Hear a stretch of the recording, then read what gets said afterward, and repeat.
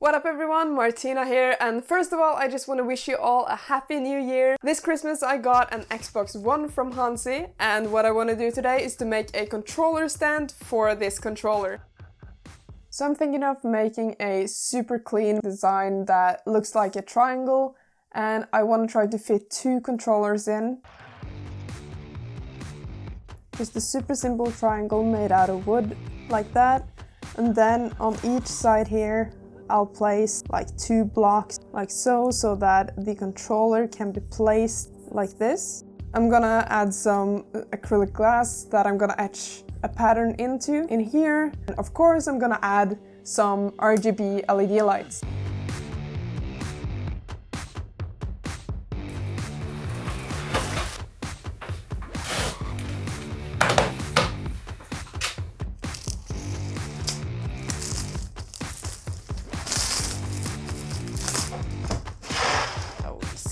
So I'm gonna create this whole stand out of this beautiful oak wood, and the first thing I'm gonna do is I'm gonna cut a strip that is 14 centimeters wide and then cut that into shorter pieces that are 18 centimeters long, and then we're gonna try to make a triangle out of that.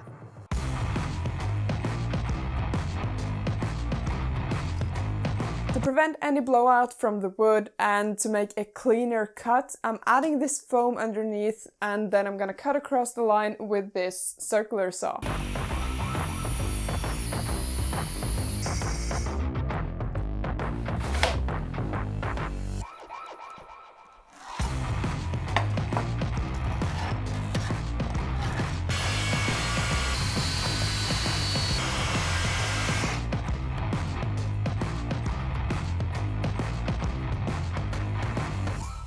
These three pieces are almost the same size, but I'm just going to use a hand planer to try to get it into the exact same shape.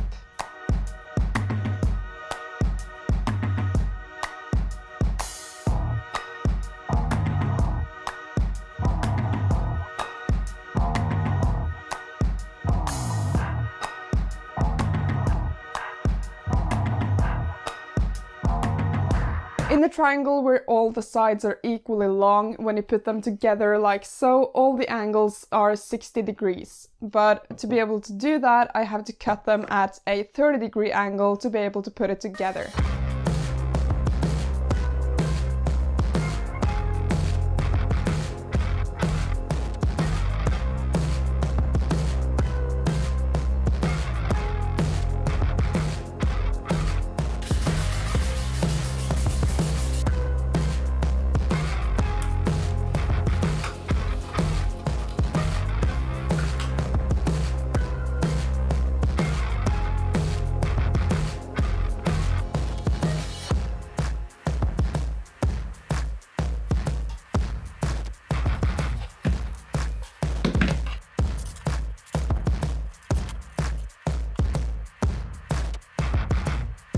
I am really not a woodworker, and so the result of that is that the cuts I've made on the corners really aren't perfect, and there are a lot of gaps here and there. So I tried to fill in some of the gaps by adding sawdust into a mix with wood glue, but it didn't fill it completely, so I went ahead and bought this wood filler that will hopefully fill up the rest of the gaps.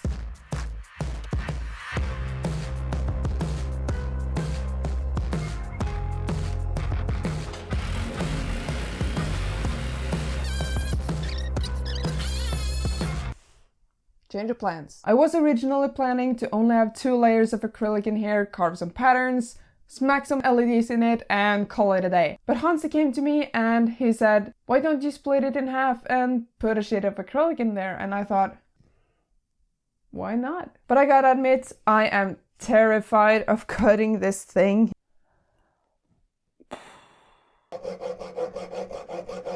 Ah!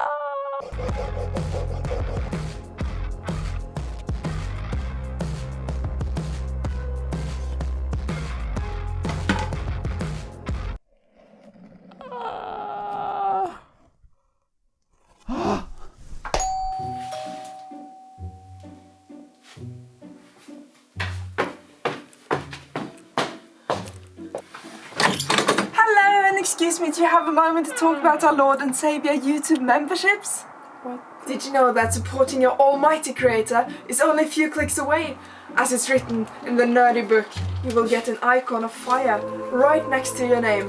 And look, the longer you've been a member, the more epic it gets. No, dear, wait, there's more! The mighty creator will provide you with an early vision of the projects that has yet to be revealed to the commoner's eyes. Wait, so I have to pay to support the creator? Oh no, dear, all souls can be saved by simply pressing subscribe! Okay then.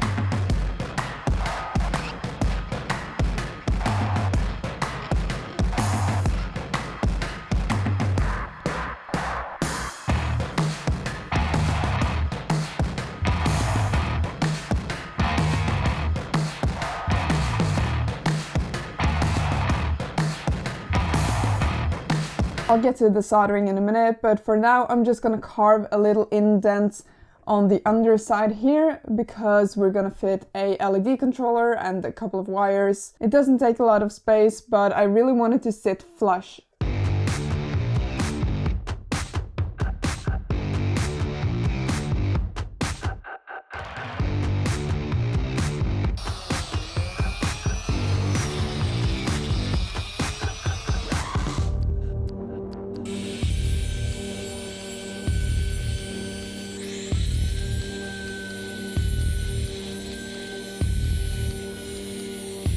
As you can see, I've routed out some space for the cables and the LED controller, and I've tried to fit the power input and the signal wire as well as I can.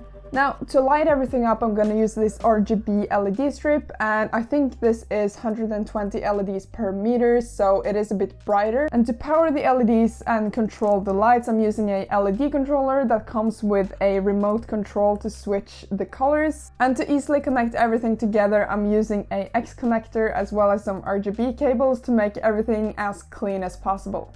Let's get soldering. Let's get soldering.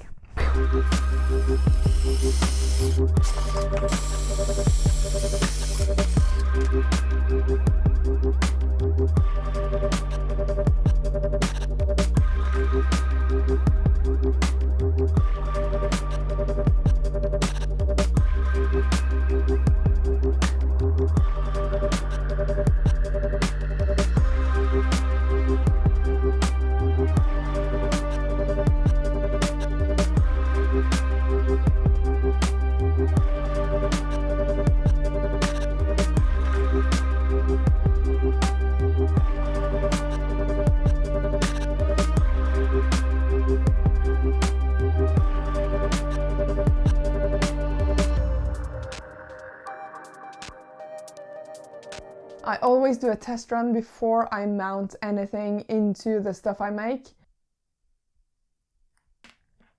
Awesome, it works, so let's just mount it into the triangle.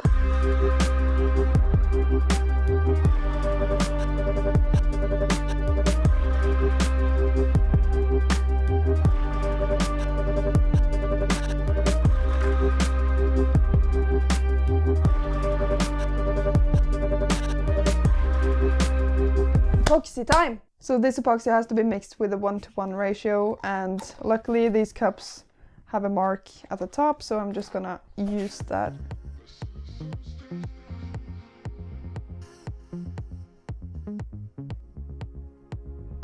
So I'm gonna mix these parts in this container, and I'm gonna add about a drop or two of this purple paint just to take out that little yellow tint that usually comes in epoxy.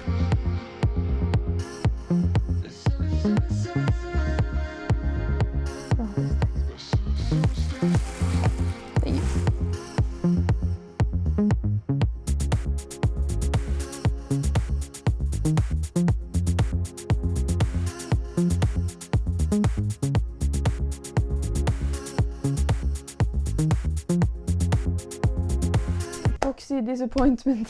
So I just came down to the basement to check how the epoxy was going. It's been about 2 hours or so since I poured it, and I just saw that there are 2 huge cracks in it, as well as a lot of bubbles around the edges.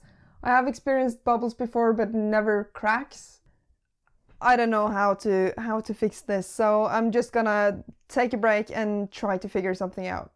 In my confusion, I asked you guys on Instagram what might have caused it, and I got a lot of great answers, so thank you for helping me out with this. And I think what might have caused it is that I poured way too much epoxy at once, and so it started to crack because it got too hot. You're supposed to pour it only a layer at a time and then build it up so that you don't get that amount of heat and it doesn't crack. Okay, so let's move on to fixing my mistake.